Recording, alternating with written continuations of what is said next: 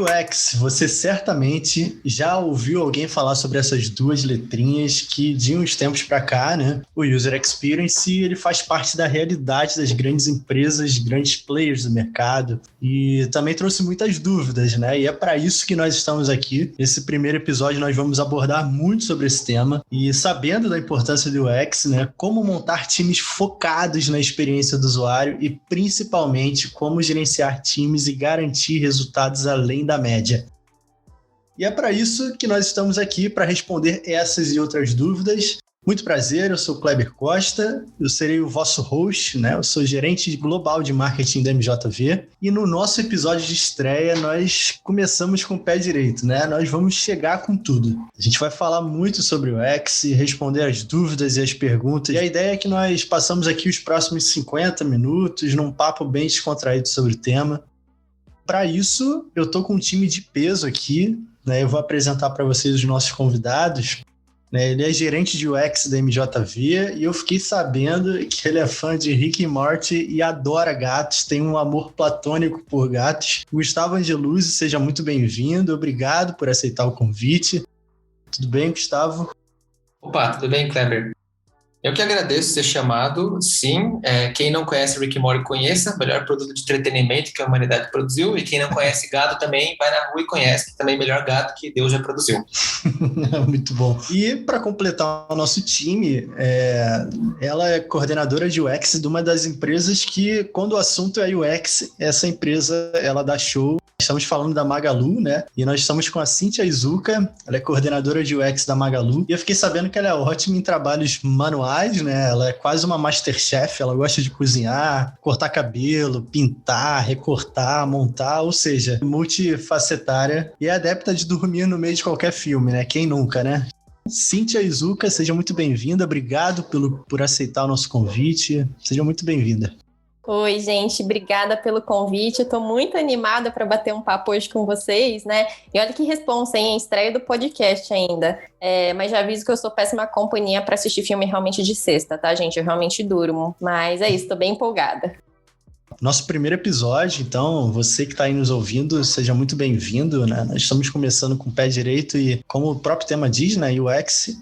E aí, já começando o nosso episódio, né, eu comecei a minha trajetória profissional há 13 anos, né? Em 2008 eu comecei no mercado e a gente não ouvia muito falar sobre o UX, né? O termo ele foi ganhando notoriedade ao longo dos anos. Eu, como gerente de marketing, eu lido muito com isso, né? Eu preciso muito estar atento a isso, a experiência do usuário dentro desse contexto. E podemos dizer que hoje em dia não dá para nenhuma empresa que lida com produtos e serviços não colocar o usuário no centro, né? Produtos e serviços são feitos para pessoas, né? Então não tem como mais a gente negligenciar isso. E ao longo dos anos, foi um termo que foi tomando conta do mercado e hoje em dia já é realidade, né? Se tornou premissa dentro desse contexto. E aí eu já começo fazendo uma pergunta para os nossos convidados, porque, como eu falei, né? Há 13 anos atrás a realidade era totalmente diferente, mas hoje o mundo está numa situação totalmente diferente do que era 13 anos atrás. E eu não falo isso só por conta da pandemia, mas por conta da evolução, da transformação digital, de diversos aspectos que foram tomando conta do mercado. Eu queria saber de vocês, né? O que vocês acham, como que vocês enxergam a maturidade do UX no cenário atual? Boa. Bora lá. Eu acho que antes da gente falar sobre maturidade, eu acho que talvez valha a gente entrar em algumas questões mais técnicas em relação à maturidade, tá, gente? Eu acho que só para dar uma visão um pouco mais clara, né? Até, enfim, existem várias pesquisas, né? O Norman Group já traz isso, né? Que existem 8 estágios de maturidade de UX dentro de uma empresa. Só trazendo esse contexto, porque vai ficar muito mais fácil para a gente ter essa visão um pouco de maturidade que a gente está se referindo, tá? Então, assim, desde o primeiro estágio, que de fato é uma hostilidade em relação a UX dentro de uma empresa, né? Então, normalmente o UX fica muito... O responsável, na verdade, que acaba sendo o UX, acaba sendo o front, né? Então, muito mais pintar botão. Analisando esse nível de maturidade até o nível mais avançado, né? Que ele até considera que é o estágio 8, né? Que o design realmente está centrado nas decisões estratégicas da empresa, né? E não de um projeto em si. A gente analisando um pouco esses 8 estágios, né, que vão ter, óbvio, variações em meio, fica muito mais fácil, talvez, da gente analisar um pouco como é o nosso mercado. Aí é muito meu ponto de vista, tá? Mas assim, o que eu vejo hoje, né? Pensando nesses 8 estágios, né? Que de fato o estágio mais avançado de maturidade é uma visão estratégica de design, né? Que design vai ter o mesmo peso na tomada de decisão estratégica da empresa como time de produto, como time de tecnologia, como time de negócio. Para mim, fazendo um depara, é muita questão da estrutura organizacional da empresa. Talvez eu fale muito o meu contexto, né, que é o varejo que eu tô. Talvez vocês, como consultoria, vocês consigam também trazer uma outra visão, mas falando mais do meu segmento específico. Então, quando a gente fala de estrutura organizacional, né, a gente tem o time, né, que são os analistas, a gente tem coordenação, que é o primeiro nível de liderança, depois tem gerente, né, em alguns lugares gerente sênior, depois a gente tem diretoria. Então, eu analiso muito a questão da maturidade de UX no mercado em relação onde o designer está dentro de uma dessas camadas, né, de estrutura organizacional, porque a minha visão é muito mais. Quanto mais o designer estiver envolvido nas decisões estratégicas da empresa, ou seja, o nível de diretoria, mais madura aquela empresa está em relação aqui que é UX, tá? Então, basicamente, esse deparo que eu faço um pouco com essa análise de maturidade. E aí, o que eu vejo, tá? E aí eu vejo muito em relação, lembrando, né, ao contexto que eu tô hoje. Com certeza o nosso nível de maturidade, né, eu acho que a gente falando de 10 anos atrás, quando eu e o Gustavo a gente começou, a visão de UX, né, eu acho que tava um pouco mais no estágio 1, né, então era realmente uma coisa mais de pintar botão, né, era uma coisa que talvez a empresa não via tanto valor. E hoje, pelos movimentos que eu tô vendo em empresas, né, a gente tá tendo uma porcentagem maior de designers dentro dessas camadas de liderança mais estratégicas. E aí, falando até um pouco da visão que eu pego, às vezes, recrutando pessoas para o time, né? Eu ainda vejo, sim, muitas empresas que o UX acaba tendo uma liderança direta de um time que não é técnico, né? E tá tudo bem, né, o formato, mas isso para mim demonstra muito a maturidade de UX dentro daquela empresa, né, porque ele acaba respondendo para o time de marketing, time de produto, né, que se a gente for analisar, acaba tendo muito mais peso o time de marketing ou o time de produto, né, e não o time de design. Existe ainda, mas eu acho que não está sendo tão frequente quanto alguns anos atrás, né, enquanto a gente recrutava alguns candidatos nesse sentido. Enfim, eu acho que essa é a minha opinião aqui. Perfeito, vou até começar aqui com uma curiosidade. Eu e a Cíntia trabalhamos juntos faz 10 anos, a gente trabalhou na mesma empresa. A gente fazia aplicativos, alguns sistemas, enfim, mas a gente atuava nesses 8 estágios que ela falou ali, talvez entre 1 e 2, no máximo 3, Cíntia, de maturidade que a gente atuava. E aí até foi muito legal, né, ver assim, depois de todo esse tempo, como que as coisas mudaram, né? Porque o que acontece? No começo, o UX não tinha muito esse nome, a gente falava fazer o design do aplicativo, a gente dava outros nomes para isso, né? E ele era um serviço que ninguém queria pagar. Ele era um serviço que tinha que ser embutido na taxa do desenvolvimento, porque o cliente não via valor nisso, né? E o mercado não falava para ele ver, e a maturidade ainda de mídia que tinha era baixíssima. Então, na empresa que a gente atuava, a gente tinha que...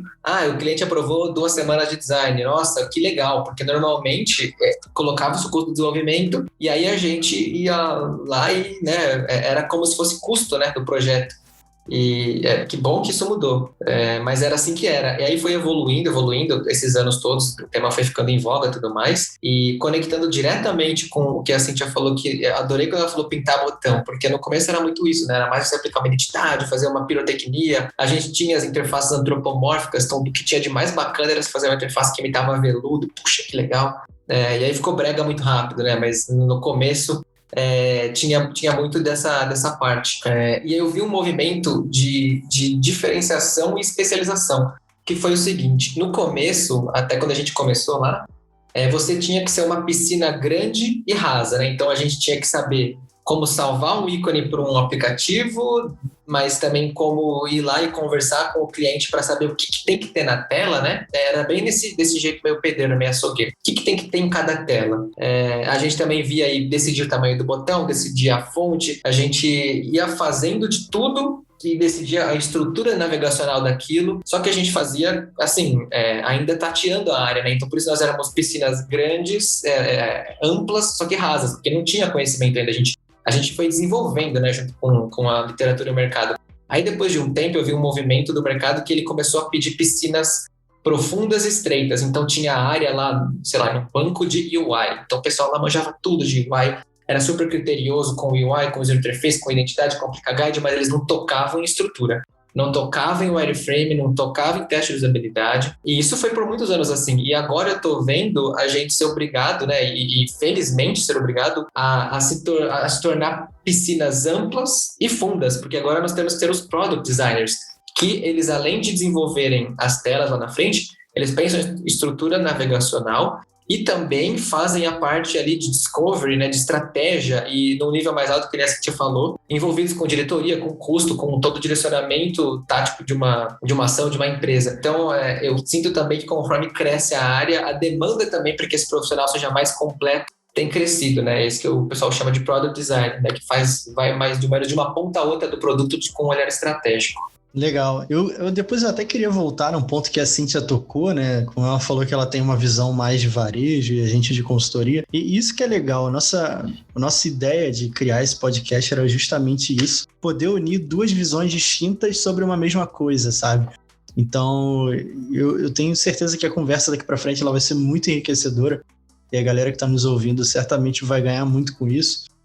E falando sobre esse contexto, né, de antigamente, eu vivi um pouco disso também, porque eu comecei a minha carreira na tecnologia, trabalhei já também em empresas de fábrica de software, e era exatamente isso que o Gustavo falou, né? Quando a gente falava de UX, né, e as pessoas nem falavam como UX, era mais usabilidade ou coisas relacionadas a isso. E era exatamente isso, era pintar botão, não, esse botão aqui tem que ser amarelo, não pode ser cinza, porque, tipo, amarelo desperta tal coisa. Mas não tinha um estudo muito aprofundado sobre isso, né? E a gente vê que hoje, poderíamos até afirmar que hoje o UX virou um mindset, talvez, e aí eu vou deixar vocês falarem um pouco sobre isso, mas e eu vejo isso dentro do meu contexto, tá? Do contexto de marketing, a gente que trabalha bastante com otimização e conversão, com conteúdos focados para ranqueamento. Hoje em dia, o próprio Google, ele considera muito mais uma página bem estruturada do que simplesmente um texto bem estruturado. Então, a gente passa por isso também.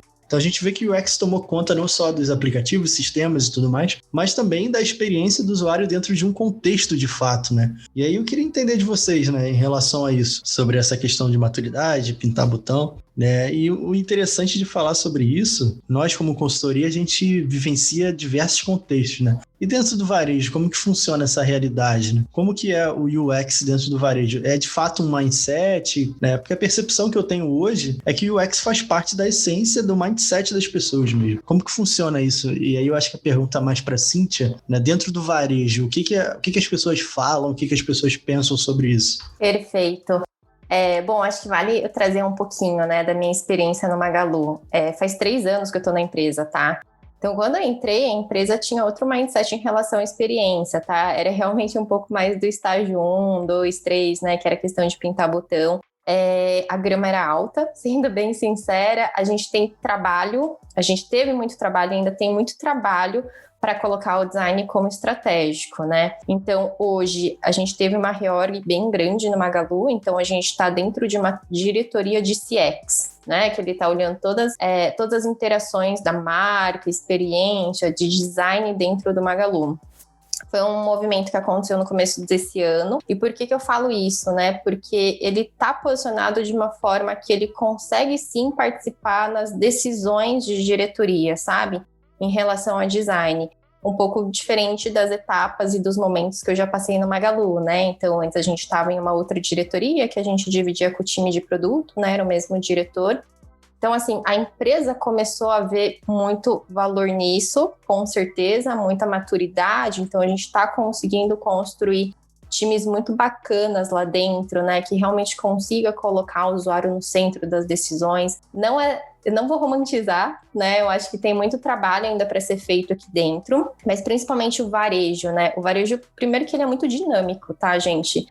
Assim, a gente até brinca, né? Se eu tiro férias de 15 dias, parece que eu tirei 1 ano de férias, porque ele é muito dinâmico, ele muda muito rápido. E a cobrança da experiência está sendo muito alta, né? Porque esse está sendo o diferencial para os nossos clientes finais, né? Para os nossos usuários. Então, eles também cobram a gente em relação a isso, porque se você oferta, ou enfim, se você faz uma proposta de experiência que não vai ser adequada para o seu usuário, cara, ele vai para outro player, entendeu?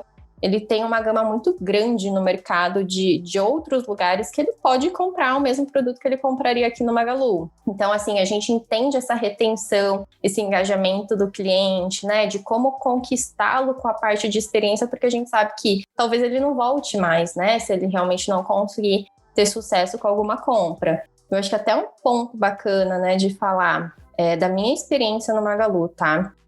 Nesses 3 anos, eu tive algumas experiências aqui dentro, né? Então, hoje, de fato, meu time está focado no e-commerce, né? Nos canais digitais, então app, site, desktop.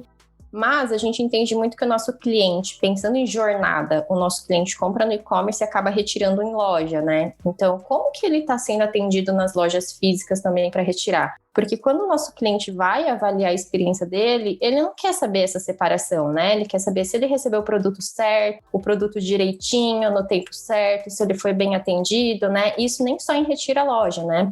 Também em projetos que é entrega em domicílio. Então, assim, que momento que a gente está no Magalu e que momento eu também já passei? Um momento que eu já subi dentro de um caminhão para efetuar, de fato, uma entrega com o carreteiro, para entender as dores dele, né? Porque a comunicação que ele recebe lá pelo carreteiro, de fato, o nosso cliente final, ele tem que receber no time certo, comunicação certa, ideal, etc e tal, porque isso influencia na jornada. Já trabalhei em lojas físicas, já fui trabalhar no estoque, já fui entregar produto para o cliente final, né? Tudo isso para ter uma visão holística de experiência. O momento que a gente está vivendo agora é muito como a gente costura toda essa jornada ideal, sabe? E não ver só fragmentado em squads. É um desafio, né? É uma mudança de mindset, mas só de pensar que, de fato, ter uma diretoria de CX que está focado na estratégia, né, da empresa como um todo em experiência, já facilita alguns caminhos por aí, né? Você foi dentro do caminhão para entregar o produto pro usuário. Eu fiquei imaginando. Não, pois é. E assim, né? Quem não tá me vendo no podcast, já falando do meu tamanho, eu tenho 1,5 m. Então, vocês imaginam, o colchão tinha quase o dobro do meu tamanho. Mas é claro que os carreteiros que ajudaram. Mas assim, por que eu falo isso, né, Kleber? Porque é muito interessante a gente entender como funcionam as nossas ferramentas, os nossos colaboradores, né? Que imputam essas informações, que estão colaborando com a gente para a entrega dos produtos. Claro. Porque é isso que vai influenciar na experiência e na jornada, né? Então, é por isso que às vezes precisa ter realmente essa empatia, né? Vestir a camisa mesmo e entender como funciona um pouco no backstage. Perfeito. É porque deixou de ser sobre preço, né? Às vezes o preço é o que menos importa nisso, né? Acho que isso já passou desse estágio de eu vou comprar na Magalu ou vou comprar na loja B porque é mais barato, mas você acaba tendo mais dores de cabeça, você acaba não recebendo seu produto em perfeito estado, não tem um bom atendimento. Então deixou de ser sobre preço, né? Total, Kleber. E outro ponto, né, também, eu acho que a questão da troca e devolução, né? A gente sabe que é uma coisa que pode ser um empecilho, sim, para nosso cliente, né? Então não adianta você ter uma jornada linda, maravilhosa para o cliente de fato efetuar uma compra, sendo que se chegar o produto lá, ele vai ter muita dor de cabeça para fazer uma troca, né? Sim. Então, talvez a gente perca o nosso cliente aí no momento de decisão, sabe? Para ele considerar o Magalu. Sim, perfeito. Gustavo, se quiser acrescentar alguma coisa, fica à vontade. Eu tô indo aqui. Eu quero fazer aqui uma revelação. Você falou que UX é um mindset, né? Uhum. UX é uma maldição, rapaz. Eu vou fazer meu caso aqui. Por que é uma maldição? Você vai no mercado, aí você vai para lá, aí você entrou, aí você viu que as vagas de deficiente ficam mais longe do que o estacionamento VIP, aí você já vai ficar bravo, você fala, caramba, né? Se alguém for uma decisão de projeto, você já vai entrar possesso, porque né, privilegia o VIP a coisa, beleza, você já entrou. Aí depois você vê a sinalização, aí a sinalização, uma seta tá diferente da outra, você fala, caramba, a seta aqui tá confusa, então você já tá irritado com nada, a hora que você entrou no mercado. Aí depois você se dá com uma propaganda assim ali, e na propaganda a fonte está sem contraste, então amarelo no fundo verde, você já fica, caramba, quem que fez isso? Tudo tem potencial de te irritar na vida, tudo. Você tá pensando na experiência na hora que você pisa no lugar, na hora que você vai embora. Você vai ficar julgando embalagem, você vai ficar julgando se o caixa rápido tem gente suficiente.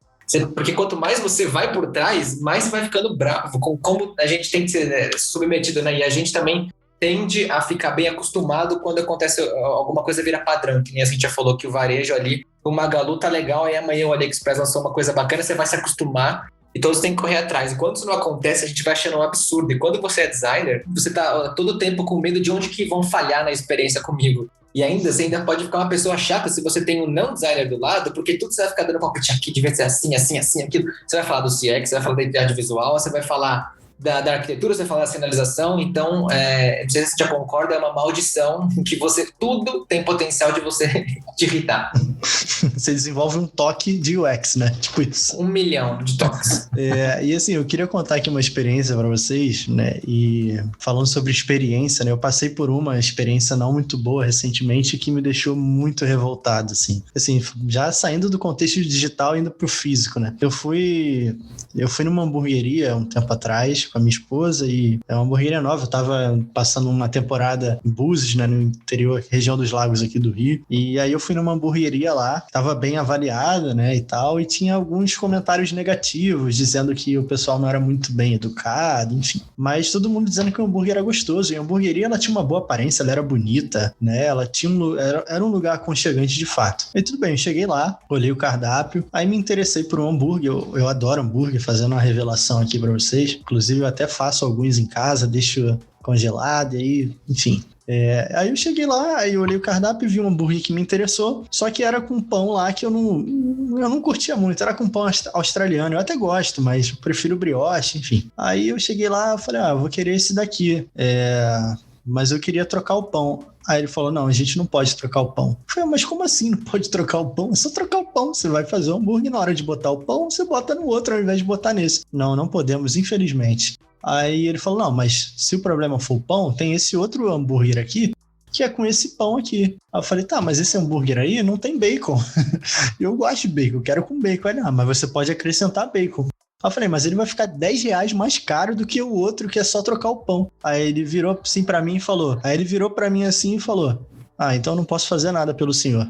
Aí eu, quê? Como assim? Você não pode fazer nada por mim? Então, assim, eu fiquei tão revoltado porque o garçom queria me obrigar a comer algo que eu não queria. Então, eu fiquei muito revoltado com essa experiência. Não sei se já passaram por algo relacionado a isso, mas foi uma experiência muito marcante, né? De falta de experiência do usuário que me deixou bem, bem chateado. Eu tava com a minha esposa, a gente tinha até pedido uma entrada, né? E a entrada veio frita por fora e congelada por dentro. Eu falei, vambora daqui. E o que me deixou mais chateado é que o gerente estava atrás de mim e em nenhum momento ele veio falar comigo. Então, assim, a gente vê que tem pessoas ainda que não se importam muito com a experiência, com o usuário no centro. Elas se importam mais com o dinheiro que elas vão ganhar com aquilo ali, sem se importar muito se o cliente está tendo uma boa experiência e tudo mais. Inclusive, sem relacionar que uma coisa está conectada à outra, né? Na última passagem que eu fiquei sabendo, pelo menos, que o Don Norman, que é um dos gurus aí da usabilidade e tudo mais, acho que foi pro Itaú que ele falou que o designer agora tem que começar a falar de dinheiro, de custo, tem que começar a conversar a nível de negócio, C-level e tal, né? Então, achar que, eu vou ganhar dinheiro, mas não vou atender bem o usuário, é besteira, né? Porque uma coisa, isso não vai durar muito tempo. Exatamente isso. Eu queria levar agora nosso papo para um outro contexto aí, mais voltado para equipes, né? Tanto o Gustavo quanto o Cíntia lideram hoje equipes de UX. Eu sei que muita gente tem essa dúvida de como funcionam esses times, porque como nós falamos aqui no início, antigamente o UX ele era algo inserido num meio, né? Então não tinha muito espaço para você ter um setor de UX responsável por pensar nisso. Mas hoje em dia essa realidade ela é totalmente diferente do que era um tempo atrás. E eu queria saber de vocês como que funciona essa transição, porque tanto a Cíntia quanto o Gustavo já tiveram um dia em posições mais como liderados. E como foi essa transição? Como que chegou o ápice de vocês conseguirem virar essa chave para assumirem funções de liderança, para poder conduzir os seus times em assuntos relacionados a projetos de UX? Vou começar então respondendo essa. No meu caso, nasceu justamente conectado com aquilo que eu te disse antes, de que antes designer era custo, né? Na empresa que eu trabalhei anteriormente, inclusive fiquei 9 anos lá, né, antes de vir para a MJV, a gente tinha que ter assim, o máximo de time que comportava de design, o tamanho dos projetos que se fechava, o custo em geral para fechar tudo no final, né? era eu, a partir do momento em que eu fiquei efetivo lá, e alguém de estágio, né, um estagiário. Então, eu comecei meio cedo a ter que aprender a lidar com como eu podia ajudar outras pessoas a crescerem, e também, né, a ajudar, e sempre tem aquele equilíbrio, né, entre a pessoa te ajudar e você também contribuir para o crescimento dela. Então, eu tive que começar a pensar nisso meio cedo. Eu acho que eu tinha, 23 anos, talvez, ou 22, alguma coisa assim, quando eu tive meu primeiro estagiário, e aí isso então foi ficando mais natural, assim, né? Depois a empresa deu uma crescida, e daí eu tinha um time de 3 pessoas, inclusive 2 ainda estão hoje conosco na MJV aqui. Mas para mim foi natural, eu tive a sorte, na verdade, de em um tempo que não tinha esse ritmo de UX que tem hoje, né? Essa cobrança, a gente tinha que se virar em 30 para entregar, mas ainda não tinha a régua tão alta. Nós fomos andando junto com a régua subindo, e aí eu fui assim, bem devagarinho. Tem um estagiário aqui, aí depois o estagiário saiu, aí depois uma outra pessoa, aí efetivou, e aí depois expandiu um pouquinho o time, então aí tinha que lidar com 2, com 3. Aí no começo a divisão de trabalho eu fico com o projeto mais crítico e direciono ele para o projeto que é mais tranquilo, que é mais... já que o tema do título do podcast vai ser pintar botão, tá? Vai ter que ser esse, vai ser episódio 1, pintar botão, por favor. Aí eu direciono ele para pintar botão no começo, aí ele vai aprendendo. Então, para mim foi natural, né? E aí, quando eu vim aqui para a MJV, que daí cresceu enormemente o número de pessoas que eu olho e que ficou no meu time, não foi tão diferente, porque eu tinha ficado 9 anos a conta gotas, assim, né? Orientando 1, 2, 3, 4 pessoas. Então, eu tive bastante tempo para ir aprendendo a lidar de um jeito controlado. Boa, eu acho que eu vou dar o meu Sentes aqui, Gustavito. E na verdade, Gustavito é pros íntimos, tá, gente? Eu acho que vale lembrar. Para que você foi falar isso? Agora é só Gustavito. Gente, é muito legal porque eu realmente trabalhei na consultoria com o Gustavo no começo da minha carreira. Então, assim, uma das estagiárias fui eu, né? Ah, muito Enfim, bom. muito legal, né? A melhor, saudades eternas. Ai, saudades. Adorava. Enfim, eu acho que contando um pouco do meu caso, né? De fato, a virada de chave para gestão, para liderança, não é tão rápida, né? Não vou romantizar também essa questão. Falando do meu cenário, né? Eu vim do segmento bancário, né? Financeiro, enfim. Eu já tinha uma posição mais sênior lá, então eu conseguia trabalhar com pessoas mais plenas, ajudar para desenvolver, né? Quando eu entrei no Magalu, eu entrei como especialista, eu não entrei com cargo de gestão. Então, também tinha um time muito diversificado, né? Que trabalhava muito em conjunto comigo, né? Então, tinha alguns júniors, alguns plenos, alguns sêniors, né? E hoje, no Magalu, a gente tem muita questão de colaboração, então, que ajuda bastante a me aproximar das outras pessoas, ajudar a desenvolver, né? Existe essa abertura, né? A gente não fica muito dividido em silos.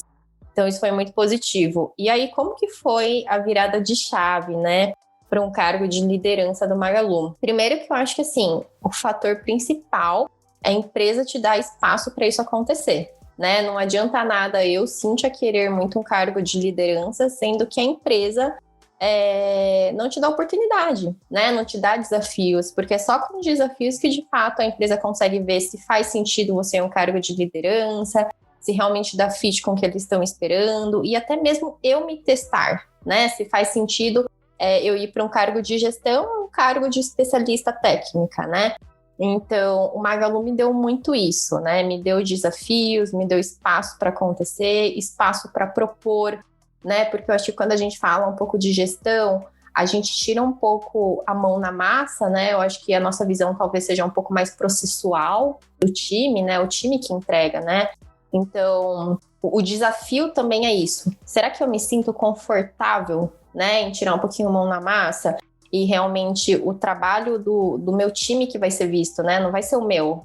Os holofotes é pro meu time, pelo que meu time entrega, né? Então, enfim, eu acho que também tem que existir muita abertura. Eu tive muita sorte no Magalu de ter essa abertura, de ter esses desafios para testar. Eu tive gestões muito próximas, né? Tanto de diretoria como de gerente, que ajudavam a me direcionar, que agora é o meu cachorro que está latindo, que me ajudavam a direcionar, a me preparar para isso, né, para realmente tomar uma cadeira de gestão no Magalu.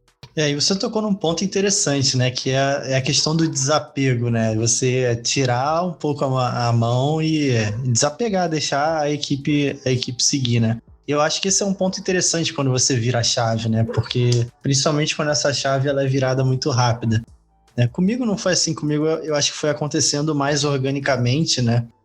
E isso foi rolando de uma maneira mais natural, mas eu percebo que ainda existem muitos líderes que eles têm essa dificuldade de desapegar, né? De ter que botar a mão na massa ali, de ter que pegar e... Ah, não, peraí, vem cá, é assim, fazer e tal, e não deixar muito o time à vontade para se desenvolver o seu potencial como um todo, né?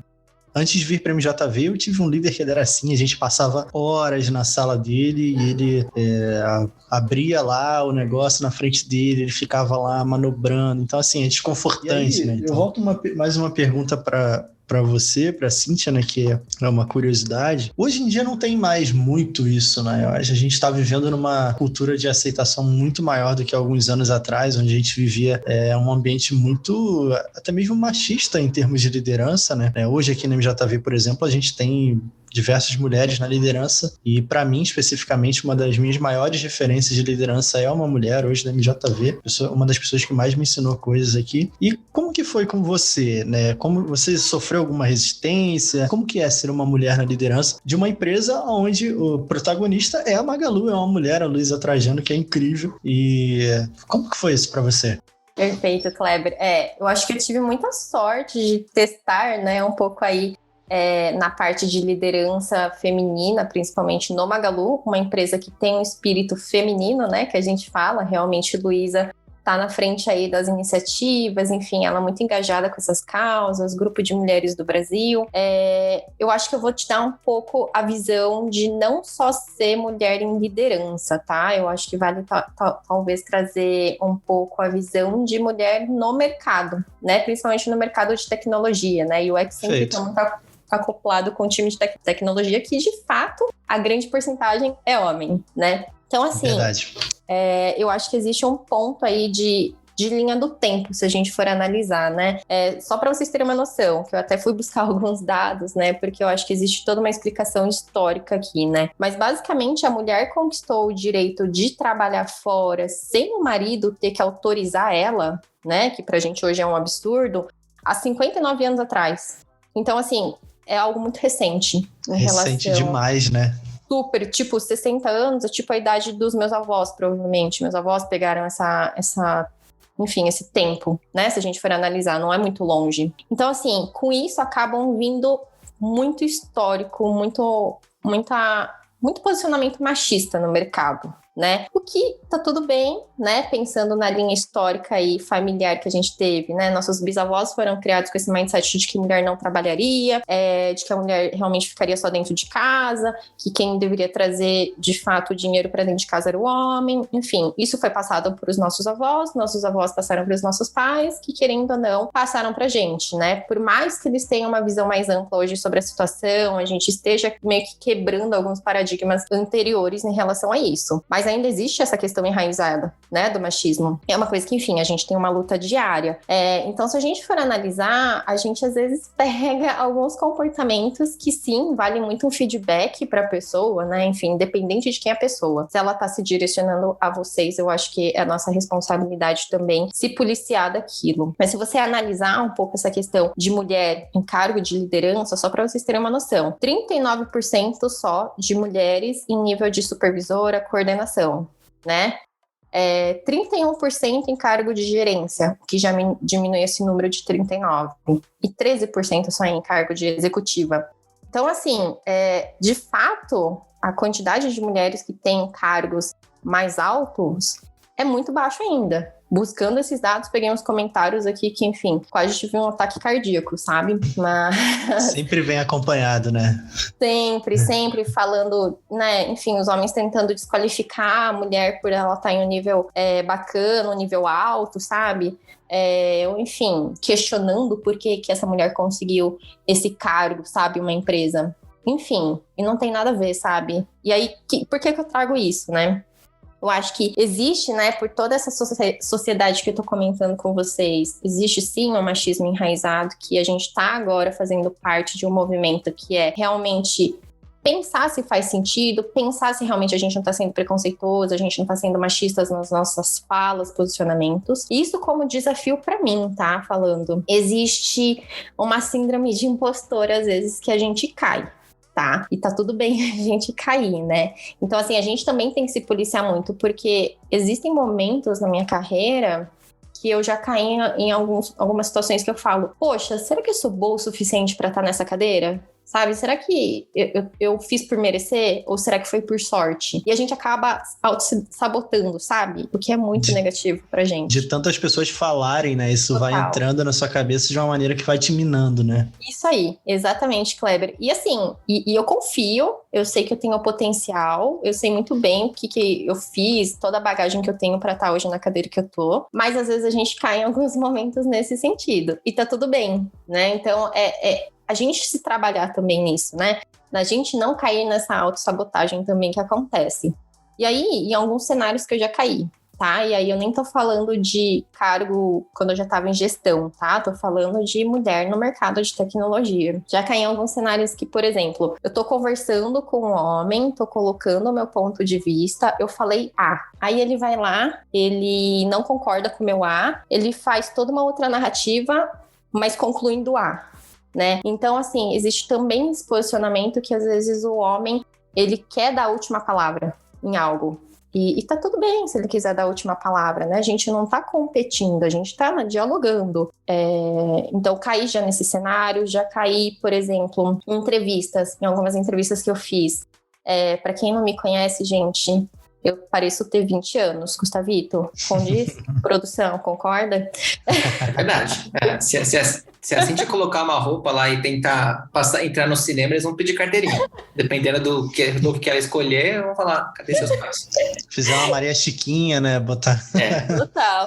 E assim, eu tenho cara de 20 e poucos anos e eu sou uma mulher. Então, eu já caí em alguns cenários que eu tô entrevistando o candidato, e o candidato tá lá se vendendo, né? Enfim, aquela coisa toda de entrevista. Quando o candidato pergunta, mas é para sua gestão? Já teve algumas pessoas que fecharam a cara, tal desinteresse na vaga, ou começaram com um discurso do tipo, nossa, eu nunca tive uma liderança feminina, sabe? Poxa, que legal. Só que você tá vendo. Só que aí você vê que o legal dele, na verdade, ele tá te cutucando, entendeu? É como se você não estivesse na posição que você deveria. Já caí nessas situações, enfim. Abala a autoestima? Pontualmente abala, né? Eu acho que a gente é humano e, né, sempre que as pessoas começam a desconfiar da sua qualificação, você fica abalado, né? Sem dúvida. Então, é muito o momento que eu paro, eu penso e eu falo, não, Cíntia, você tá no lugar certo sim, você tem potencial, você tem competência pra estar aí, e aí é o seu lugar, sabe? E então, nesses recrutamentos, eu acabo até excluindo aí as pessoas que de fato têm um pouco desse comportamento machista, que finge que não é machista, mas é machista, sabe?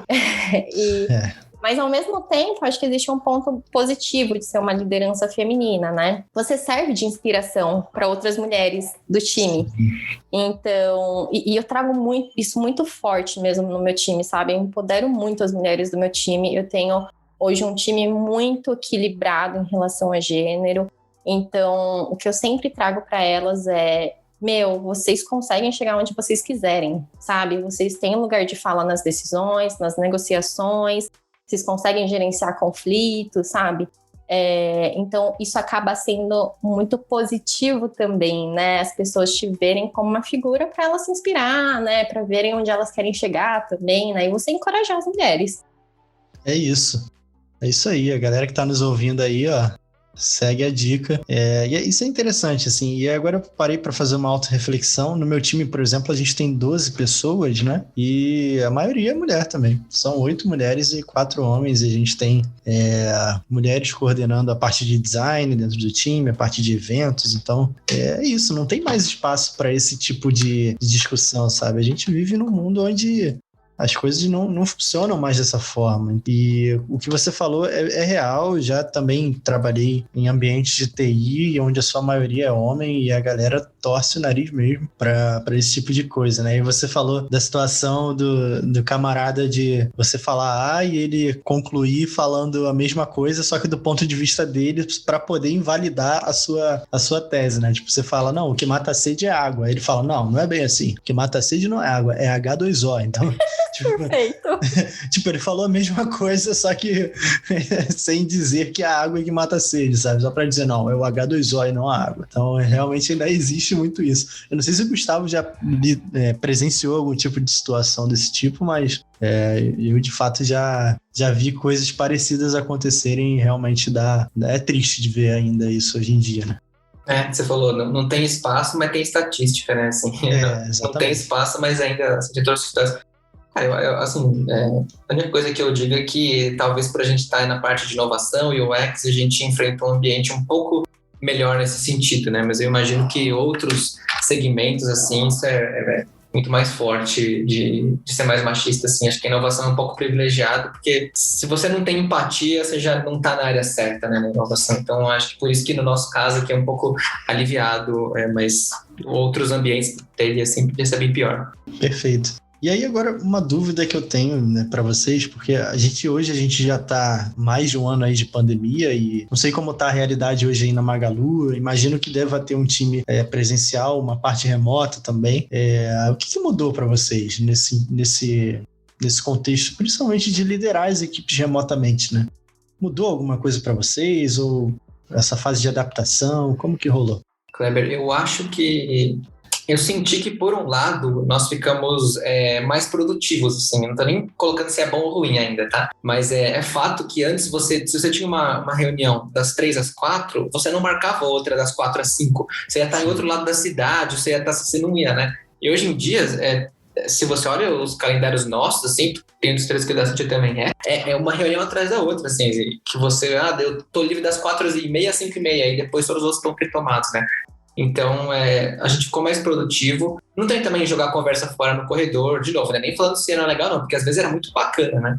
E as interações são mais objetivas, né? Eu dificilmente vou chamar o Kleber no WhatsApp e falar, e aí, Kleber, beleza? Cara, você viu aí que, sei lá, vai sair um novo filme do X-Men? Eu não vou te chamar para falar isso, provavelmente, mas se a gente se cruzasse na MJB, talvez eu falaria. Então, sim, por isso eu acho que a gente ficou muito mais orientado a trabalho, né? Eu notei que todo mundo ficou muito orientado a trabalho. Por isso que a gente sempre tem notado, não só da MJB, mas outras empresas também, fazendo iniciativas de salinha virtual de café, de umas palestras, assim, de temas não só focados em trabalho e tal, porque a gente tá ficando muito assim, produzir, até porque a gente carrega talvez um pouco daquele paradigma de que trabalhar em casa não é trabalhar de verdade, então a gente tem que mostrar que tá extra produtivo, que eu não tô aqui para brincar, né? Então a gente ficou bastante produtivo. Por outro lado, eu senti que facilita o isolamento, né? Então nós da gestão, a gente tem que manter uma agenda de ir cutucar as pessoas para manter o contato. Porque às vezes a gente tá, sei lá, coordenando um time aqui, outro time ali, esse aqui o projeto tá pegando fogo e tá precisando de mais atenção, e aí tem um colaborador alocado ali, acolá, e a gente às vezes vai sempre na maior urgência, você não vai trombar fisicamente aquela pessoa. Então a gente tem que se forçar a ter essa agenda para tentar mitigar o isolamento de maneira geral, né? Isso que não vale só para os gestores. Mas é uma coisa que eu senti, né? Facilita, ainda mais pessoas que não têm muita tendência de sair para jogar conversa fora virtual com a pessoa e ainda, de repente, estar numa locação ali menor, com um time menor, nossa, a tendência de isolamento, assim, cresce brutalmente.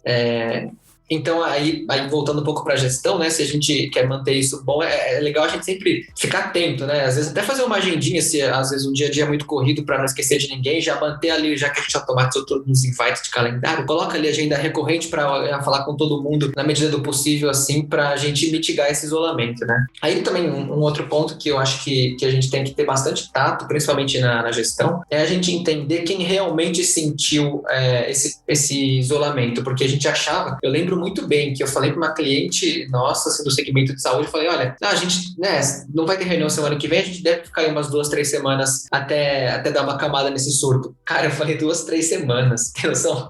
Ninguém estava preparado para isso, né? Então, E aí, assim, eu tive muita sorte, porque quando eu descobri como era sério, eu fui pra casa da minha mãe no interior. É uma casa ampla, assim, é interior, né? Tem muito menos gente e tal, tem um ambiente para respirar. Agora, tem pessoas que passavam o dia inteiro fora, moravam de repente em 3 ali, e só se enclausuraram e ficaram no alto de um apartamento, ou sozinha, que pode ser muito ruim, ou com mais pessoas do que comporta ali também, que pode ser ruim. Então, a gente tem que ter muito tato para entender quem realmente sentiu e tá atravessando o problema, né? Tem o normal, do tipo, puxa, é difícil mesmo, e tem aquelas pessoas que sentiram de verdade, né? Aquele colaborador lá que vai afetar a produtividade dele, que ele tá... Aí, por isso é importante a gente ter as pessoas de people, né? Que falam com a pessoa e tal. E eu acho que cabe ao gestor identificar quando é isso, até para a cobrança profissional, o tratamento, você ter noção disso que está acontecendo, né? A pessoa se abrir com você, que é sempre melhor. Então, eu acho que, pensando em gestão de UX, é isso que eu resumo, né? Ficamos mais produtivos, ficamos mais isolados e os efeitos estão sendo sentidos, né? E aí a gente tem que ficar atento a isso. E estou bem curioso para saber como que foi para a Cíntia aqui, que ela sentiu também nos times, tal, que ela lida com essa questão de pandemia e isolamento. Boa, Gustavito, eu acho que essa questão de produtividade com certeza assina até embaixo. É muito engraçado, né? Porque hoje, por exemplo, às vezes eu tenho agenda de 15 minutos, para vocês terem uma noção. 15 minutos, quando eu estava presencial no Magalu, era o tempo de eu atravessar o escritório para ir para outra sala. Então, assim, essa questão de produtividade é real. Eu acho que também essa questão da gente ter essa sensibilidade, né, Gustavito, de entender o que a pessoa também está passando dentro de casa, né? Por que eu falo isso? Porque eu, por exemplo, tá? No meu momento atual, eu não tenho filho, eu só tenho marido e cachorro, que estão ótimo, estão vivendo aí, tá tudo bem. Só que quando a gente fala de pessoas que têm filhos dentro de casa, filhos pequenos, eu sei que mudou muito na questão do home office, né? Você acaba tendo que se desdobrar em 2, 3 pessoas para cuidar, né? Eu sei que é delicado, né? Você não tá tendo mais ajuda de uma escolinha, né? Enfim, de uma creche, né? Até mesmo de babá. Você tá e você tá tendo que entrar em algum call. Então, assim, eu tive já essas questões no meu time durante a pandemia, e aí foi até uma questão que eu tive que me adaptar à pessoa também, né? Então, poxa, será que como a pessoa acabava revezando, né, com o marido para cuidar do filho, então será que não faz sentido ela ficar fazendo um almoço de, por exemplo, 3 horas, faz uma pausa, né, do meio-dia até as 3, depois volta, e aí reveza com o marido, e aí ela volta a trabalhar, né? Então a gente tem que ter essa flexibilidade, né, essa empatia, porque de fato não é fácil, né, ter essa rotina aí, basicamente com o filho dentro de casa, né? E, enfim, eu falo filho porque foi mais o cenário que eu estive mais próximo aí do pessoal do time. Eu acho que existe um outro ponto, né? Além da gente se adaptar à pessoa, né? Para entender um pouco aonde a pessoa consegue, de fato, sentar, se concentrar, né? Realmente entregar o que de fato precisa. Existe um outro ponto que, enfim, a gente teve que ajustar algumas questões no Magalu, né, que é a questão do senso de pertencimento, né? Quando a gente está presencial, né, que nem o Gustavito trouxe, existe o cafezinho, né, existe a sua ida ao banheiro que você tromba com alguém, né? Você acaba trocando algumas ideias, você cria vínculos, né? Quando a gente está no remoto, a gente não tem isso, né? A gente só dá um sair do invite, sair da call, entrar em outro, e não existe muito esse bater papo à toa, né? Você criar os laços. Então é um ponto que, para mim, é um grande desafio, né? Até mesmo quando a gente fala de onboarding de pessoas, né, novas no nosso time, o senso de pertencimento é muito importante. A gente não tem mais o almocinho pra gente falar, pra gente conhecer, falar besteira, né? Da gente conseguir criar vínculo com as pessoas. A gente tem que se adaptar totalmente. Então, por exemplo, a gente começou a criar alguns rituais aqui dentro do Magalu. A gente tem happy hours mensais, que aí todo mundo do time de UX participa. A gente encontra uma ferramenta que dá pra gente fazer um joguinho, sabe? Um joguinho de desenhar, outro de adivinhar. Enfim, alguns joguinhos para quebrar um pouco esse gelo entre a gente e também apresentar as novas pessoas, né? E eu acho que um outro ponto de gestão que eu tento fazer frequentemente, primeiro que eu tive que adaptar vários alinhamentos com o time, né? Para a gente conseguir ter uma conversa mais fluida, um alinhamento bacana, né? Porque agora você não pode virar a cadeira e falar com a pessoa do lado, né? Não dá para fazer isso, né? Como você fazia no presencial. Então, eu acabei criando alguns rituais para acompanhar o time. A gente tem hoje aqui dentro uma pesquisa para a gente entender como que está o termômetro do time em relação à ansiedade, dúvidas, né, em relação à pandemia, se eles estão ficando seguros para voltar no escritório futuramente, né, qual que é o melhor formato para eles. Enfim, é a gente se adaptar. Né, a gente se adaptar também, porque é tudo muito diferente, né, pra gente. E a gente não pode esquecer que são seres humanos, né? Eles têm sentimentos, eles têm outros problemas que não só o profissional, tem o pessoal, tem N questões. Então, acho que é um papel do líder também se moldar em relação às pessoas e às situações que estão acontecendo. É isso, né? E deu para perceber que, independente do contexto, a gente tem situações parecidas, né? O Gustavo ia falar alguma coisa, vou deixar o Gustavo falar. Eu acho que... Sabe qual que eu acho que é o substituto de trombar no cafezinho? É assim, a pessoa tá fazendo call, e daí, de repente, o gato dela pula no teclado, a filha dela puxa atrás, o cachorro dela late. Eu acho que a gente tem que incorporar isso, fomentar isso. Deixa eu ver aí o gato, deixa eu ver sua filha, quantos anos ela tem, porque é isso que sobrou, né, socialmente. Assim, eu vi o boneco lá do Kleber, eu falei, olha, esses bonecos são esse, aquele, que eu também tenho um quadro de boneco aqui atrás de mim, então eu acho que é o momento, né, que a gente tem, e a janela que eu tô vendo é você aí, assim, né, então, que o pessoal, a primeira reação, desculpa minha filha, desculpa meu cachorro, que desculpa, o quê? O cachorro tem mais aquele ativismo, ele tá com você e tá feliz, porque você tá em casa, você tá podendo trabalhar com seu gato no pescoço em cima enquanto você tá no teclado, então acho que é um substituto legal pra conversinha de corredor que a gente não tem mais, né, além dos eventos, a linha virtual, etc. É isso, é bem verdade. Hoje eu passei por essa situação, hoje mais cedo eu tava dando um treinamento de uma ferramenta que a gente utiliza aqui para o time comercial, e a minha cachorrinha, ela tá muito carente, né? Ela tá naquela fase que todas as mulheres passam todos os meses, e ela passa a cada 6 meses, então o comportamento do cachorro muda também. Então ela tá muito apegada, né? Mais carinhosa, mais chorosa, e aí ela não gosta que eu feche a porta do quarto. Então eu tô gravando aqui no quarto, né? No meu escritório improvisado. Ela começa a arranhar a porta querendo entrar, até que ela consegue entrar e fica aqui atrás chorando de mim. Aí hoje eu tava na câmera e falei, gente, deixa eu só interromper um pouquinho aqui para mostrar a fera que tá interrompendo aqui a nossa reunião. E, assim, é um shih tzu, sabe? Olha só o que aconteceu comigo esses dias, né? Eu tava usando tem um aparelhinho daquele Bluetooth, assim, que você pluga e aí ele tem mouse e teclado que funciona. Só que eu não ia usar o teclado porque eu tô no notebook, então eu só tava usando o mouse. Eu tava falando com o cliente e digitando algumas coisas, e em call, compartilhando tela, e aí tava aparecendo os caracteres esquisitos. Eu, caramba, o teclado tá muito louco, o teclado tá fritando a barra. Aí eu pedi desculpa toda hora pro cliente. Desculpa, não sei o que tá acontecendo nesse computador. Aí você bate o computador, caramba, que droga, isso aqui não funciona, nunca funcionou. Computador novo, assim, né? E aí a gente, putasse, e aí depois desliguei e tal, acabou a call. Aí quando eu fui pegar água, meu gato tava dormindo em cima do teclado, rolando, lá na outra sala. E o Bluetooth pegou. Então ele que tava escrevendo. Aí eu, agora entendi o que tava acontecendo. Pro cliente eu falei que era problema do teclado, né? Não falei que era isso. Mas eu acho que é legal esse tipo de situação, assim. Eu acho que tem que ter mais do que acontecer mesmo. Sim, com certeza. Eu acho que todo mundo que tá ouvindo a gente aí deve ter passado por situações semelhantes, né? Aqui no meu time eu também passo por situações muito parecidas com essas, principalmente com essas que a Cíntia relatou, né? De pessoas com filho, e a gente tem que ter uma certa empatia com isso, né? Aqui em casa somos eu, minha esposa e minha cachorra. Minha esposa é da área da saúde, então na maioria das vezes ela tá no hospital. Eu fico a maior parte do dia eu e minha cachorra. Então, se eu for reclamar com ela é minha companhia aqui, né? Ela tá aqui comigo, fica aqui do meu lado. Então, ela tá fazendo companhia nesse período.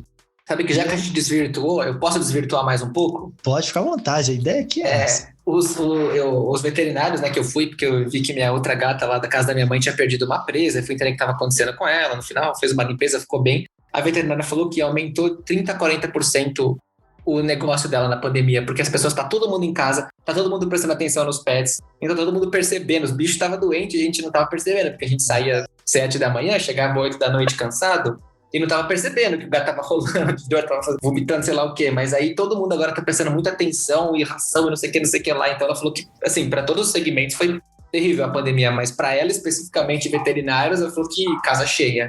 Nossa, Gustavito, eu acho que ótimo link, né? Até engraçado você ter falado isso, né? Que a gente começa a prestar mais atenção. Porque, gente, o pelo do meu cachorro sempre caiu um monte. E eu achando que era normal, a vida inteira eu achando que tava normal, né? Porque eu saía, ia trabalhar, voltava, aspirava a casa e tava tudo bem. E aí, na pandemia, eu comecei a perceber que tinha alguma coisa de errado. E foi muito engraçado, né, Gustavito? Porque a gente começa a prestar realmente atenção em algumas coisas que a gente não prestava antes. E por falta de tempo em casa. E tá tudo bem, né? Então, bom, uma loucura aí. Antes você falou, ixi, meu gato tinha 3 orelhas. Devia ter, célula tronco, sai com tudo. Aí hoje em dia você fala, meu Deus, ele miou diferente. Por que esse tabela diferente? Mia direito. É assim que eu sou. É bem por aí mesmo. E assim, voltando a falar um pouquinho sobre os times, né? Eu acho que todo mundo enfrenta situações como essas e eu acho que tá tranquilo se isso acontecer. Eu acho que a gente tem que levar isso numa boa, porque tá todo mundo no mesmo bar. E aqui no nosso time, falando sobre gerenciamento de fato, eu acho que o pessoal lidou bem, assim, com essa mudança. Tiveram processos que nós adaptamos na pandemia, e aí eu até queria saber de vocês se teve algum. Aqui, por exemplo, como a Cíntia falou, antigamente você virava para trás e falava com a pessoa na cadeira, né? Virava a sua cadeira para trás e falava com a pessoa que estava ali do seu lado. Né? Às vezes você reunia 2 pessoas, vamos falar aqui sobre determinada coisa. Né, de uma maneira mais rápida. E hoje em dia você tem que marcar uma reunião, enfim. E eu percebi no início da pandemia que o meu celular, ele não parava. Era mensagem no WhatsApp o tempo todo, e aí era mensagem do trabalho, era grupo da família, enfim. E quando você vai ver, você tinha 40 mensagens, e às vezes você tinha que mandar a mesma mensagem para 2 pessoas diferentes. Não, calma aí, vamos melhorar esse processo. Aí a gente introduziu o Slack, né? Que a gente concentra todas as nossas comunicações do time no Slack. E lá a gente pode criar conversas rápidas com várias pessoas sobre determinado assunto e acabou. Você cria vários canais lá e pronto. Então esse foi um processo que a gente adotou na pandemia especificamente, né? E que funcionou bastante. Para gestão de demandas a gente utiliza o Trello, mas a gente já utilizava. Então essa mudança, né, do físico para o digital, ela aconteceu naturalmente porque já era a ferramenta que a gente usava. No caso de vocês, teve alguma coisa, algum processo que vocês tiveram que introduzir na pandemia, muito por conta disso, por conta da comunicação, por não estar presente? Teve alguma situação desse tipo? Boa, eu acho que eu vou começar aqui pelo meu lado, Kleber. A gente teve alguns rituais que a gente criou principalmente para alinhamento de projeto. Eu acho que a gente está com alguns projetos que são cross squads, né? A gente olhando a jornada mais holística. Então, o Slack também funciona muito bem pra gente. A gente já usava antes, mas agora a gente consegue criar alguns canais temporários que a gente fala, né? Que é de fato a gente terminar aquela iniciativa, ou terminar aquele projeto, depois a gente exclui aquele canal. Mas funcionou muito bem. Tem funcionado muito bem, né? Porque antes a gente sentava em uma salinha, todo mundo junto, a gente discutia, rabiscava. Então, o Slack funciona bacana pra gente. E os alinhamentos que eu tenho com o time, alinhamentos que eu digo assim, eu separo meia hora do meu dia para cada um, não do meu dia, né? Da minha semana para cada um, muito para ser um espaço aberto pra gente conversar.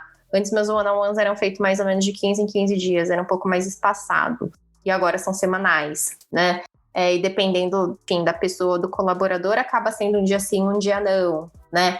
Então, a gente teve que adaptar isso também e outras, né, questões, tipo dinâmica em grupo. A gente achou que a pandemia realmente deu um tapa na nossa cara em relação a isso. Dinâmica em grupo, a gente teve que adaptar muita coisa. Testes de usabilidade, falando do meu time, antes era muito engraçado que eu vou falar, mas como o escritório do Magalu fica do lado do terminal Tietê, aqui de ônibus, a gente usava muito o terminal Tietê para testar em formato guerrilha. Loucura, né? Mas era muito rápido, a gente conseguia encontrar diversos perfis para fazer uma validação rápida, super funcionava. Com a pandemia, todo mundo tá remoto, tá de home office, e ninguém vai se deslocar, enfim, nem é seguro a gente se deslocar. Então, a gente também teve que adaptar algumas metodologias nesse sentido, né? Então, a gente conseguiu pegar algumas listas de clientes que a gente consegue entrar em contato mais rápido, ou até mesmo pessoas internas da empresa para fazer algo guerrilha, né? Então, a gente também teve que adaptar esses testes, essas dinâmicas, metodologias. E você, Gustavito, teve alguma coisa aí? Tudo que ela falou faz muito sentido, né, de Slack, Discord e tal. Teve uma outra que a gente fez aqui que foi transpor o espaço físico para o virtual. Antes a gente tinha o quê? Tinha salas, né? Então, se você passava numa sala, você ia lá e trombava com as pessoas, falava, dava oi e tudo mais, né? Então, aqui o que a gente tem tentado fazer tem um pessoal que está num projeto, no tempo pré-pandemia, há 15, 20 anos atrás, vocês devem lembrar, eles ficavam numa sala, a gente movia as salas de acordo com projetos, né? A gente com modelo de consultoria. Agora a gente cria uma sala, então, Google Meets, assim, ou qualquer software desse, e o pessoal fica trabalhando lá, assim. Mesmo que esteja todo mundo mudo, no mute, né? É como se estivesse todo mundo quieto, tá tudo bem. E aí, se o pessoal quiser falar alguma coisa, desmuta e fala. O pessoal do seu projeto vai te ouvir, né? Então é como se fosse uma transposição. E aí, se, por exemplo, eu quero passar lá para fazer um alinhamento com o time, eu faço. Se a minha chefe, a Red, a Sonda, né? Super sonda, maravilhosa. Ela fica passando também por essas salas como ela passaria também. Então a gente deu um jeito de transpor quase da mesma maneira, né? Que daí a gente pelo menos conserva um pouquinho dessa coisa de facilidade para não ficar tão isolado. Acho que fora o que ela falou, só isso que a gente faz aqui algumas vezes que é bem legal. Cara, muito legal, bem disruptivo até, né? Você conseguir... E é óbvio, se você parar pra pensar, quando você para pra pensar, Exato. Você fala, é óbvio, cara. Exato, exatamente. É bem interessante, eu achei genial. E aí você tem as salinhas lá, fica tudo na sua agenda, você só vai navegando pelos links, né? Acho que bem... Os grupos de WhatsApp, do Discord, todos têm o link pra salinha, né? Então todo mundo sabe qual salinha de que projeto. Legal. Tem até uma que é do café, pra quem não tá espairecendo no momento, vai pra lá e vê quem tá lá, fala alguma coisa. Mas o pessoal prefere trabalhar, o pessoal não é muito frequentado, acho que o pessoal ainda tá um pouquinho, né? Putz, será que vai pegar mal eu entrar na saída do café? E não pega, né? De jeito nenhum, pega bem até. Sim. Mas, enfim. E até falando sobre isso, né? Tem pessoas que, por exemplo, eu só falava no momento do café, que hoje em dia eu dificilmente tenho contato com essas pessoas, sabe? Porque não são do meu time, mas são pessoas de outros times e que trabalhavam ali no mesmo ambiente e a gente saía para almoçar junto, trocava ideia no café. E que hoje em dia esse contato ele diminuiu bastante, né? Hoje mesmo eu recebi mensagem do Daniel, que trabalha aqui com a gente na MJV, a gente conversava muito, a gente almoçava junto quase todos os dias, e ele falou, vou te ligar mais tarde pra gente bater um papo, enfim. Porque a gente sente falta disso também, né, de conversar sobre coisas nada a ver, sobre coisas extra escritório, falar sobre futebol, sobre, sei lá, sobre qualquer coisa. Isso é uma das coisas que eu sinto mais falta de não estar presencialmente, né. Na hora do almoço, a hora do café, são as coisas que pegam pra mim, assim, especificamente. E eu queria saber, mais para fechar, né, quais são as dicas que vocês podem dar para quem está iniciando na carreira de UX e para quem já está trilhando também nessa carreira há um tempo e está querendo passar para o próximo nível, né, seja de maturidade, né, vocês falaram aí de 8 níveis, que para mim é uma novidade, eu não tinha ciência disso, ou seja de maturidade em termos de senioridade, para quem quer, já está virando a chave para assumir gestão. Quais são as dicas que vocês dão para essa galera? Tanto para quem está começando e quanto para aquele profissional sênior que o próximo passo dele é a gestão. Como que eles devem se preparar para esses momentos? Boa. Vou puxar aqui, hein? Acho que quando a gente fala de um perfil mais júnior, né? Quais são as minhas dicas? Existem muitos cursos por aí, que é muito bacana, mas você precisa pegar um pouco na prática, né? Então, eu sempre comento com algumas pessoas que estão querendo fazer a transição, realmente entrar no mercado de UX. Pega um site, pega um aplicativo, né? Faz uma análise heurística, né? Tenta colocar em prática um pouco o que você consegue ler nos artigos ou até mesmo em cursos, sabe? Vai montando e se exercitando em cima disso, né?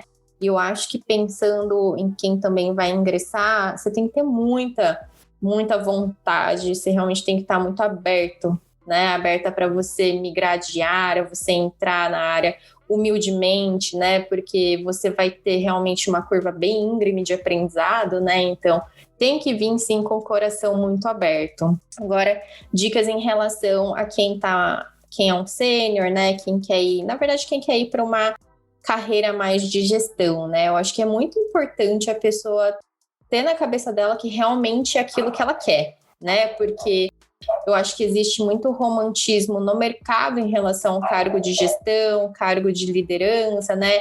As pessoas, às vezes, têm um perfil de especialista, que é ótimo também, a gente ter especialistas no mercado. Talvez realmente uma posição de gestão não seja para a pessoa. Então, assim, primeiro, eu acho que é você entender o que você quer, né, como carreira, para onde eu quero seguir, sabe? Porque eu acho que voltando até alguns pontos que a gente falou lá em cima, né, quando a gente fala da virada de chave para a gestão, o que vai ser avaliado vai ser o trabalho que esse time está entregando, né? E envolve N questões. Primeiro que você tem que engajar o time tem que estar com um propósito muito claro na cabeça, porque é eles que vão entregar, né? Eu acho que a gente funciona muito mais como uma ferramenta. Então, assim, pensando em holofotes, né? De, uau, a Cíntia fez essa entrega. Cara, não vai ser a Cíntia, sabe? Vai ser o time da Cíntia. Se eu quero que eu esteja nos holofotes, talvez eu deva ir para uma vaga mais de especialista, né? Enfim. Então, eu acho que isso é um ponto que a gente tem que prestar um pouco de atenção, né? O mercado está fervendo muito, principalmente em vagas de leads, né? Até, enfim, vaga de UX em geral. E as pessoas também precisam ter esse bom senso de entender, poxa, onde eu quero chegar, sabe? Onde que eu quero ir? E gestão, quando a gente fala, a gente precisa ter uma preocupação genuína, né, com aquele colaborador. Então, se você entrou um one-on-one, cara, vai ter um monte de problema para você resolver durante a semana, durante o dia, né? É sempre assim, eu acho que eu tô resolvendo o problema, de repente aparece mais 5 para mim. Então, assim, você tem que se dedicar genuinamente às pessoas, você tem que se preocupar, né? Então, eu tô com 1000 problemas durante a semana, mas eu tenho um one-on-one com essa pessoa aqui hoje. Cara, quando entrar na call, eu tenho que entrar de cabeça nisso, né? Aquele é o tempo para mim, para a pessoa. Se eu tô com outros problemas, eu tenho que saber deixar eles um pouquinho de lado, né? Então, existe também um pouco esse jogo de cintura. Gustavito, você concorda? O que você acha? Totalmente. A todas as dicas, tudo que a Cíntia fala tá sempre certo. A Cíntia manja das coisas. Eu acho que do que ela falou de transição para o mercado é exatamente quando as pessoas às vezes me chamavam e falavam exatamente a mesma coisa. Começa a construir um portfóliozinho. Acho que isso daí ela falou perfeito. Acho que o que eu poderia complementar é como você pensar em formar lideranças, né? Teve um antigo head que a gente teve aqui na UJV que ele falava invista nas pessoas pensando que você quer formar alguém para te substituir. Não é que você está pensando em sair nem nada, mas é que se você for com isso na cabeça, né? Você vai tá criando uma pessoa pronta para liderar. O que eu acho que formar líderes que é você pensar em desenvolver as pessoas pensando que o que precisaria para essa pessoa me substituir? Né? Você ter a genuína intenção de formar alguém que poderia ocupar seu lugar futuramente. Não pensando que vai ser isso, que você está pensando em sair e tal, mas é porque assim você, acho que fica de coração aberto para analisar mesmo o que você pode desenvolver. Agora, tem uma coisa que eu acho que seria talvez uma coisa que eu teria para testar, o que a Cíntia disse. A única que é assim, não esperar a pessoa chegar num nível de senioridade alta para ver no Y para onde ela vai, se vai ali virar especialista, se vai virar gestor. Às vezes, quando a pessoa é um pleno, você coloca um estagiário ou um júnior já perto dela, já pode pedir para ela ir dando uns toques para você ver como ela reage. Vai ser bom para os dois, né? Vai ser bom para o desenvolvimento dos dois. E aí você pode orientar ela não só como designer, mas também como dar um toque, né? A pessoa não performou um dia, não avisou que ia, sei lá, não ia trabalhar, qualquer coisa assim, todo esse tipo de coisa, a pessoa começar a lidar mais cedo. Porque assim, não tem... Olha, você tem que não só performar esse projeto, mas também é muito legal se você for desenvolver essa pessoa. Motiva muitas pessoas e por aí a pessoa já começa a poder se desenvolver nas coisas de liderança. Ela começa a pensar antes, né? A pessoa esse dia atrasou, esse dia ele entregou e estava muito bom, como é que eu vou fazer um reforço positivo? Esse dia não estava legal, como que eu vou falar para ele que ele não ouviu o que eu falei porque estava distraído? Como que dá feedback bom, ruim? Como pensar também estrategicamente, essa pessoa já manda muito bem no UI, mas ela às vezes gagueja no UX, né? Então eu acho que é uma estratégia também para você pensar em formar futuras lideranças, né? Começar a já jogar algumas coisinhas assim para as pessoas, para todo mundo ter a chance de vivenciar isso, né? Porque se você vira a chave, se é uma Cíntia, né? A Cíntia é natural, assim, você virou a chave dela, já tenho certeza que já em pouco tempo virou uma excelente líder. Mas não é o caso de todas as pessoas. Alguns vão precisar de vários anos de experiência para não fazer, né? Não sei lá, tomar uma atitude errada que pode descreditar a liderança toda dela, desmotivar e tal. Então acho que seria uma outra dica aí. É isso. Assim, é claro que cada um tem uma forma de liderar, mas a gente consegue ver, né, o reflexo nas pessoas que lideram, o reflexo dos líderes dela, né, das pessoas que um dia lideraram essa pessoa. Então a gente consegue pegar referências. Embora sejam pessoas diferentes, você consegue identificar alguns traços de liderança, né? Como diria o senhor Miyagi, né? Não existe mau aluno, né? Só existe mau professor. Então é mais ou menos por aí do que o Gustavo falou, né? Porque ele não me conheceu, que eu não parava de falar quando era criança. Mas é verdade. Bom, a gente está caminhando para o final, né? E a gente vai agora inserir o nosso quadro, né, que a gente deixa para o final, né? Não vou dizer que a gente deixa pro final. O primeiro episódio, eu tô querendo enganar quem? A gente costuma fazer no final. Não, mentira, é o primeiro episódio, a gente não costuma nada. É a primeira vez que a gente tá fazendo isso. Mas 100% das vezes fizemos. Exatamente. Que é o Top on Top, onde vocês vão dar 3 dicas e 3 contradicas para quem quer ser bem sucedido na hora de liderar e gerenciar times de UX.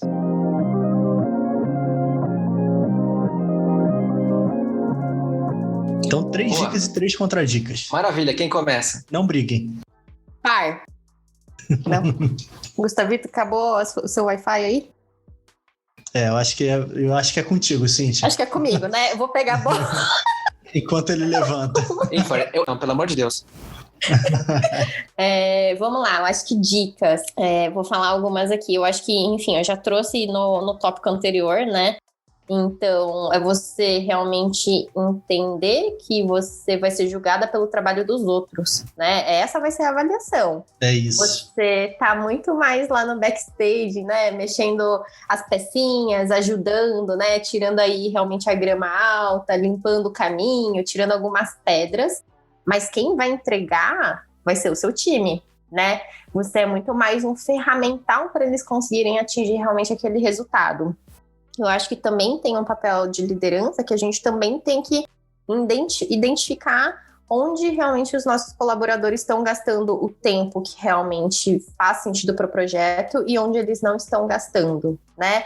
Ou de fato eles estão gastando um tempo que talvez a gente não vai entregar o resultado ideal, porque eles estão indo para um caminho A e você indo para o caminho B, né, de estratégia, pensando mais em questões de varejo.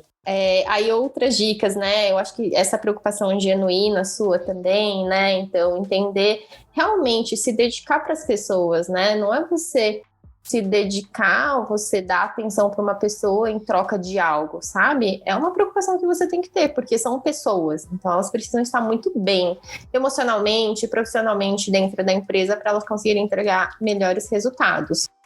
E o último ponto de dica é que para a liderança, de fato, esquece um pouco o hands-on, né? Você realmente está muito mais no processual, né? Pensando como que você consegue garantir que o time realmente está entregando, rodando todo o framework de trabalho, né, entendimento, realmente a prototipação, validação, até entrega e análise de métricas, né? Então, você tem que pensar nesse processo, como que ela costura, como que você pode facilitar um product designer a costurar com outras pessoas, outros stakeholders, né, para garantir que realmente a entrega seja feita com sucesso. Então, enfim, eu acho que são essas as minhas dicas. Vamos deixar o Gustavo com as contradicas, então? A primeira coisa é troque a internet. Por favor. Vamos lá. Então, não seja tão direto na crítica quanto você pode ser no elogio. Você fala, Cíntia, você é demais, beleza. Nossa, ficou muito legal isso, arrasou nisso.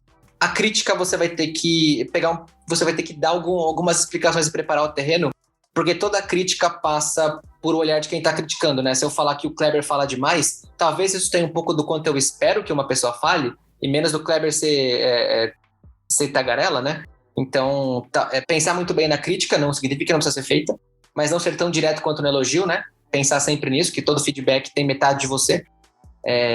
Segunda dica do que eu acho que não deveria ser feito. Não tente ser o líder mágico, sabe? Aquele que é solitário, que é dramático, toma as decisões sozinho, chega e dá o mapa da mina e sai, né? Pensar em voz alta junto com o time não é sinal de fraqueza ou de desconhecimento, né? É bom você não ter todas as respostas, pensa junto, estrutura um raciocínio, todo mundo vai estar entendendo como você pensa, não é porque você é líder que você é obrigado a ter resposta para tudo o tempo inteiro. Tá tudo bem, como diz assim, tá tudo bem se você não tiver a resposta para tudo o tempo inteiro e pensar junto para chegar nela. Seu processo ainda vai ajudar o pessoal a ver como talvez fazer no futuro. E a terceira, sei lá, não surte, tudo vai ficar bem, ou não, mas provavelmente tomara. Beleza, eu vesti a carapuça, né, do Kleber Tagarela, beleza, eu prometo que no segundo eu vou melhorar, eu vou falar menos, tá tudo bem. Imagina! Tá tudo certo. Olha aí. Eu sei que toda brincadeira tem um fundo de verdade. Você viu? Eu falei o quê? Não seja tão direto na crítica e já critiquei o Kleber aqui pra provar meu ponto, que o Kleber não para de falar. Tadinho. Bom, beleza, gente. Muito obrigado pelo papo, acho que foi muito bom. Quero agradecer a todo mundo que está aí com a gente até agora, acompanhando esse podcast. Espero que tenha sido bastante enriquecedor para vocês, porque a gente está aqui com essas duas feras e que conseguiram compartilhar muito bem as experiências que eles tiveram, né, até aqui, seja em termos de projetos ou em termos de liderança. Só um recado para você que está nos ouvindo: se você tiver alguma sugestão, alguma dica ou quiser mandar alguma mensagem para a gente, o e-mail é mindcraft@mjv.com.br. Então, mindcraft@mjv.com.br. Escreve para a gente lá, que a gente quer ouvir, a gente quer saber o que vocês estão achando. O feedback de vocês é muito importante para a gente. E não precisa ficar com saudade, porque semana que vem a gente está de volta. Os episódios são sempre lançados ao meio-dia, todas as segundas-feiras. Semana que vem a gente está de volta com mais duas feras aí. Então é isso. Eu vou deixar as considerações finais. Se vocês quiserem falar mais alguma coisa, fiquem à vontade, o tempo é de vocês. Boa, gente. Eu queria agradecer muito pelo convite. Fiquei muito animada de poder fazer parte aí do primeiro podcast de vocês. Espero que vocês gostem, nos deem ibope, né? Como a Luísa Helena sempre fala aqui dentro. E é isso, foi um prazer. Obrigada, gente. É isso, o Gustavo provavelmente ele deve ter caído de novo, então... Olha, da minha parte eu digo que... Caramba, sério que vocês não estão ouvindo? Lá, viu, o Gustavo voltou. Da minha parte, que isso aqui seja uma trilogia, sei lá, uma série pra gente ouvir a Cíntia falando. Acho que a gente pode abordar temas técnicos com ela, que vai ser sensacional. Ela é maravilhosa. Obrigado, Kleber, pelo convite. Valeu mesmo, gente. Desculpa a minha internet, que às vezes dá essa caída, mas a gente vai tocando. Valeu. Imagina. Mais uma vez, obrigado, Cíntia, Gustavo e sua internet poderosa. Muito obrigado a todos vocês, queridos ouvintes. Sigam-nos nas redes sociais. Instagram é @MJVInnovationBR e no LinkedIn é MJV Technology Innovation. Siga-nos lá, fiquem por dentro das novidades, porque a gente coloca muita coisa legal lá. Beleza, galera? Muito obrigado. Um beijo no coração de cada um de vocês. Até a próxima. Tchau!